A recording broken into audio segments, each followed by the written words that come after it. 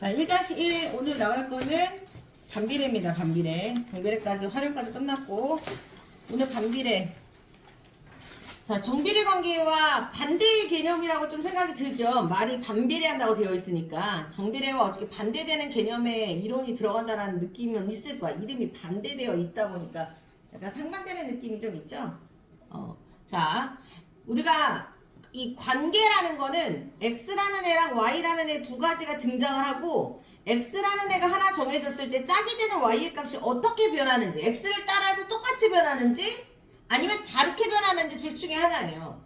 근데 우리가 앞서 배웠던 정비례라는 관계는 X가 2배, 3배, 4배 늘어날 때 2배, 3배, 4배 늘어날 때 짝꿍이 되는 Y의 값도 똑같이 2배, 3배, 4배 늘어나는 관계를 정비례한다고 했어. 근데 반비례한다라는 건 뭐냐면요. 실제로 늘어나는 게 아니라 줄어들어. 2배로 늘어나면 2배로 줄어들어요. 나누기 2란 말이야. X가 3배로 늘어나는데 Y는 나누기 3이 됐다라는 거예요. X는 곱하기 4가 됐는데 Y는 나누기 4가 됐다는 뜻이야. 이해됐어? 자, 정비례는 어떻게 됐었어? X가 2배, X가 3배, X가 4배 늘어날 때 짝이 되는 Y도 똑같이 2배, 3배, 4배 늘어나는 관계를 정비례하다고 얘기했었죠. 그쵸? 정비례하다. 그런데 반비례는 반만 늘어난다는 게 아니라 이름은 반비례지만 반만 늘어나는 게 아니라 실제로는 뭐야? X는 똑같아. 2배, 3배, 4배 늘어나요. 곱하기 2, 곱하기 3, 곱하기 4 되는데 Y의 값은 뭐라고? 나누기 2, 나누기 3, 나누기 4의 관계를 갖는 거야. 곱하기가 아니라. 이해됐어? 그럼 숫자가 줄어들겠지. 처음에 숫자보다 나누기 2한 값, 나누기 3한 값, 나누기 4한 값이에요. 그러면 나누기 2를 곱하기로 바꾸면 얼마죠? 나누기 2는 곱하기 뭐라고 해줘야 돼? 그쵸, 곱하기 2분의 1. 그래서 어려운 말로 표현하자면 X는 2배 늘어날 때 Y는 2분의 1배 늘어나. 이래버리는 거야, 말을. 무슨 말인지 알겠어? 2분의 1배 늘어난다. 즉 나누기 2 된다는 말하고 똑같은 거예요. X는 3배 곱하기 3인데 Y는 나누기 3대 이러면 더 편하지만 좀 더 어려운 표현으로 나누기 3 대신에 뭐라고 얘기하는 거야? 곱하기 3분의 1 하는 거야. 이렇게 얘기한다고. 곱하기 3 X가 4배 됐을 때 Y는 어떻게 된다고 얘기해줘야 돼요? 그럼 곱하기 4분의 1배 되는 거야. 그건 뭐야? 나누기 4 해야 돼 라는 표현인 거야. 자, 이런 관계에 X와 Y가 있으면 우리는 이때 X와 Y가 X에 뭐하다라고 얘기해요? Y가 X에 반비례하다라고 얘기하고요. 반비례하다라는 관계식은요. Y는 X분의 A라는 꼴을 가져야 돼요. 관계식 하나, 첫 번째. 반비례하다라는 말은 Y는 X분의 A. 자, A라는 비례상수 빨리 찾을 수 있어야 된다 그랬지? A 구하는 공식도 동시에 외워놓으셔야 돼요. 어떻게 구할까? A는 항상 일정한 값을 가져야 된다 그랬어. 여기 표 보세요. 아까 위에 있던 표 보면 되겠다. 자, 이미 숫자가 들어가 있으니까. 자, X, Y 값 잘 보세요. X가 1일 때 Y가 12야. X가 2일 때 Y가 6이야. X가 3일 때 Y가 4야. 4일 때 3이야. 등등등 했다. 얘네들 곱해봐. X, Y의 곱이 얼마야? 12야.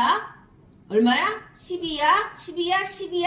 항상 일정값이 나오죠. 그게 A예요. 자, 그래서 A 구하는 공식은 뭐다? A는 X, Y의 뭐와 같다? 곱과 같다. 정비례에서는 Y를 X로 어떻게 해야 돼? 나눠야 됐었죠? 근데 이번에는 Y랑 X로 곱하시면 되는 거예요. 이해됐니? 자, 요 두 가지 식을 반드시 동시에 외우셔야 돼요. 반비례하다라고 하면 X는 2배, 3배, 4배 늘어나는데 Y는 2분의 1배, 3분의 1배, 4분의 1배로 늘어나. 실제로 늘어나는 게 아니라 나누기 2, 나누기 3, 나누기 4 되는 관계에 있어. 이런 걸 반비례하다고 얘기해. 반비례하다고 하면 관계식을 Y는 X분의 A라고 세워야 돼. 그리고 A 구하는 방법은 X랑 Y를 곱하면 돼. 이걸 틀을 한 번에 외워야 된다고. 알겠어? 자, 처음에는 그래서 문제에서 얘기해. 야, Y가 X에 반비례하대. 그래? 그러면 Y는 뭐라고 해야 돼? X분의 A. 먼저 틀을 만들어 놓고 너네 빨리 A 값을 찾아야 돼. 근데 A 금방 찾을 수 있다 그랬죠. A는 식의 이 짝이 되는 X랑 Y 값을 뭐하기만 하면 된다 해서 곱하기만 하면 다 똑같다고 그랬죠. 하나만 있으면 돼. 점 하나만. 그럼 1 곱하기 6이니까 얼마야? A가 6이네? 그럼 관계식 끝났죠. Y는 X분의 6. 그럼 표 좀 채워볼까? X에다 2 넣으면 Y가 얼마겠어 그럼? 2, 3, 6. 그쵸? 자, 이번에 X에다 4 넣어보래요. 그럼 여기다 4 넣어봐. 4분의 6은 약분하면 얼마야? 2분의 3. 5 넣어봐. 그럼 얼마예요? 5분의 6. 넣기만 하시면 되는 거야, X에다가. 이해됐어? 관계식을 만들어 놓으면 바로 다 찾을 수 있어요. 우리가 정비례를 잘 따라왔기 때문에 반비례를 잘 할 수 있는 거야, 상황이. 이런 것을 반비례한다고 얘기하는 거야. 자, 그럼 반비례한 애는 어떠한 그래프가 그려질까? 반비례한 애를 갖다가 일단은 그래프를 한번 그려봤거든요. 자, 만약에 아까도 얘기했듯이 첫 번째 X가 개수로 나와 있으면 점만 찍으셔야 돼. 1점, 2점, 3점, 4점, 5, 6점. X가 6개라고 제한이 있으면 제한 6개라고 제한을 두면 6점만 찍혀야 되지만 숫자 전체야 라고 하면 그 점점점점점점점을 연결을 하면 되는데 어라? 연결을 해봤더니 자, 반비례의 그래프는 어떻게 생겼어요? 곡선의 그래프가 그려집니다. 곡선.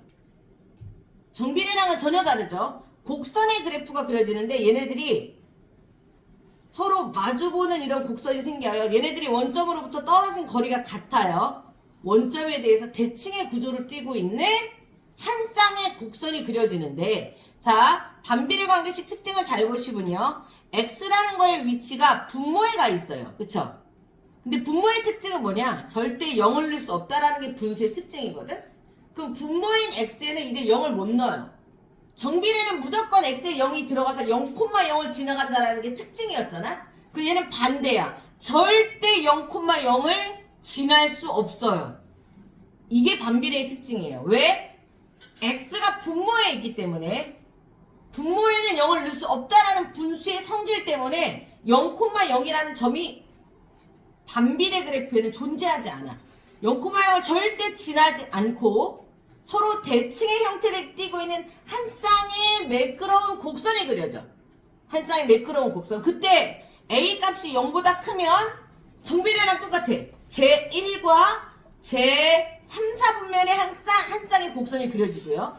만약에 A가 0보다 작잖아요? 그러면 정비례 때처럼 제2와 제4, 4분면에 제2와 제4, 4분면에 매끄러운 한 쌍의 곡선이 그려지는 거야. 이해됐니? 근데 웃긴 거는요. 얘네들이 이 축 있죠? X축, Y축에도요. 절대 닿지 않아요. 미친듯이 가까이는 가거든요. 엄청나게 가까이 달라붙어 엄청나게 밀접하게 가지만은 절대 이 축에는 닿지 않습니다. 이 그래프가. 한없이 끊어져 가는데도 닿지 않아요. 희한하지? 그래프가 이런 모양이 그려져. 이게 반비례의 그래프야. 이해됐어? 자, 그러면 반비례 그래프 하나를 그려놓고 특징을 한번 파악을 해볼 거야. 첫 번째 우리가 지금 A가 0보다 큰 그래프가 여기 그려져 있으니까 A가 0보다 커서 제1과 제3, 4분면의 그래프가 그려지면 이때 얘를 갖다가 모양을 잘 따라와 보세요. 보세요. 이렇게 얘기를 합니다. 제1과 제3, 4분면의 그래프가 그려지면 이렇게 설명하셔야 돼. X가 증가할 때 어라? 그래프가 얘랑 만나려면 이렇게 따라 내려와야 되거든요. 그럼 얘는 X는 증가할 때 Y는 내려왔기 때문에 Y는 감소했다라고 얘기해요.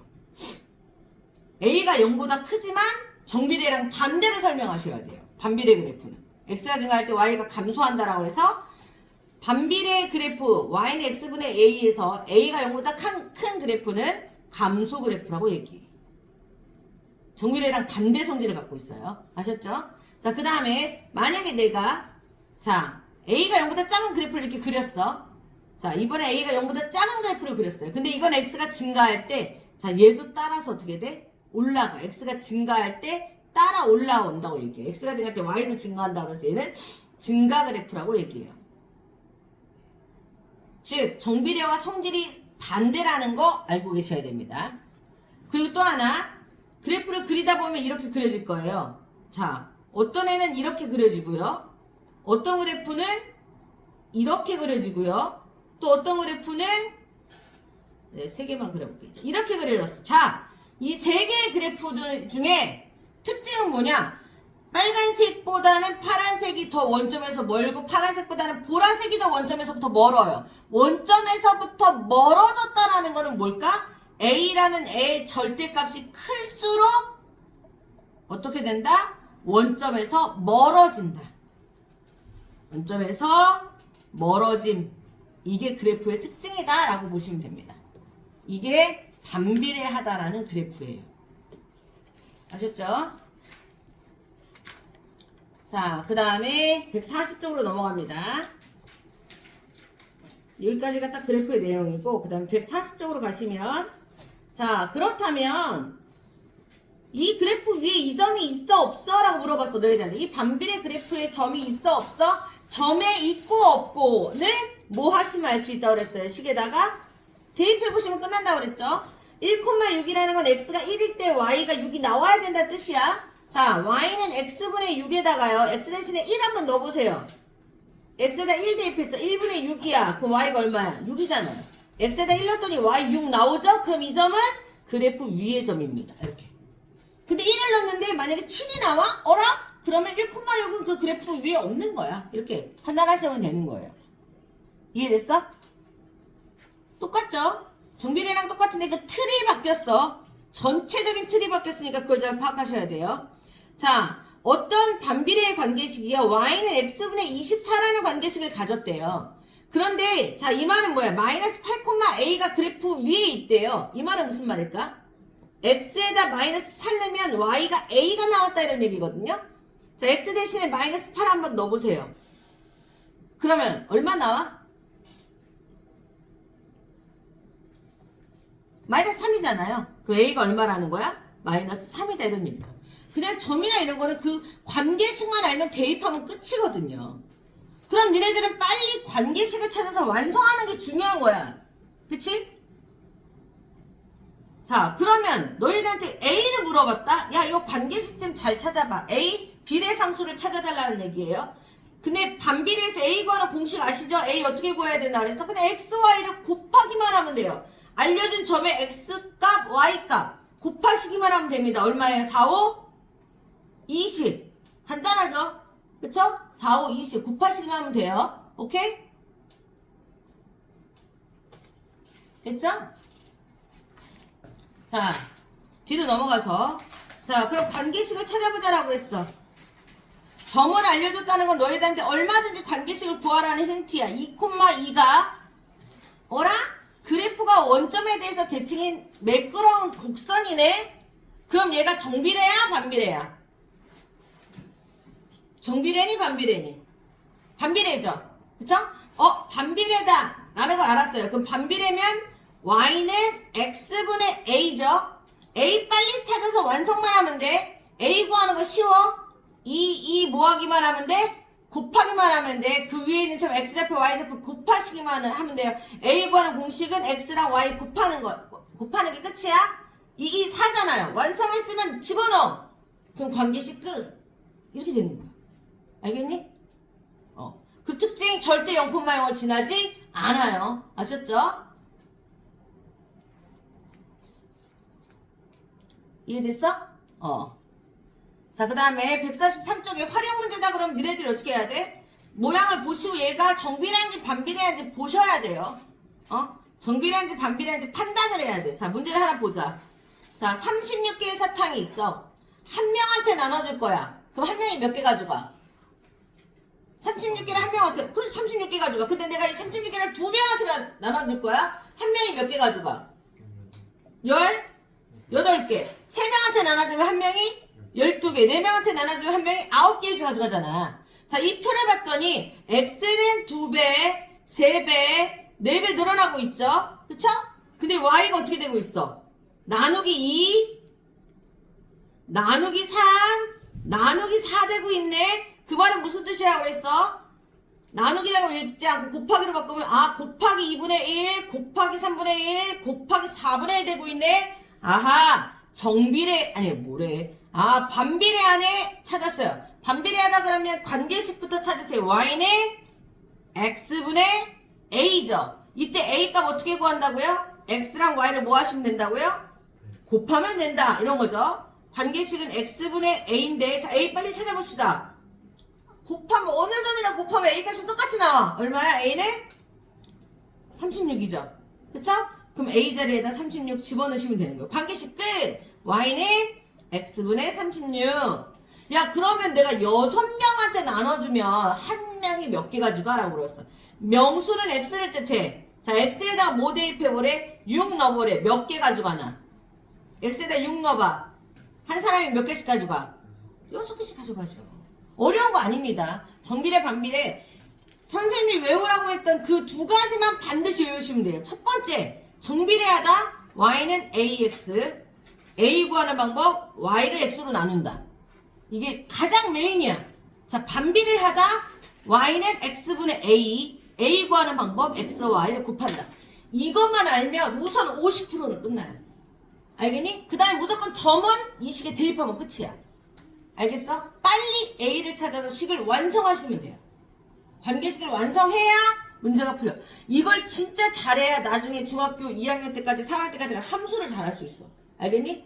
이 개념을 잊으면 안 돼. 반드시 모든 함수도, 나중에 배우는 모든 함수도 모든 관계식, 그리고 저 a의 값, 비례상수의 값들을 찾아내는 거, 그게 목적이에요. 식이 완성돼야 뭐라도 할 수 있어. 알겠어? 그래서 정비례 반비례에서는 이게 가장 중요하다는 거 잊지 마세요. 자, 1-1은 책 이번에 끝납니다. 금요일까지 146까지 끝내오세요. 아셨죠? 146까지 끝내오시고, 네, 6-2는 거의 끝났죠, 그쵸? 거의 다 끝나간 상황인데, 원래 오늘 프린트 나눠주려고 했는데, 프린트 하나 받아가야 될 것 같은데, 잠깐만 기다려봐. 프린트 하나 나갈게.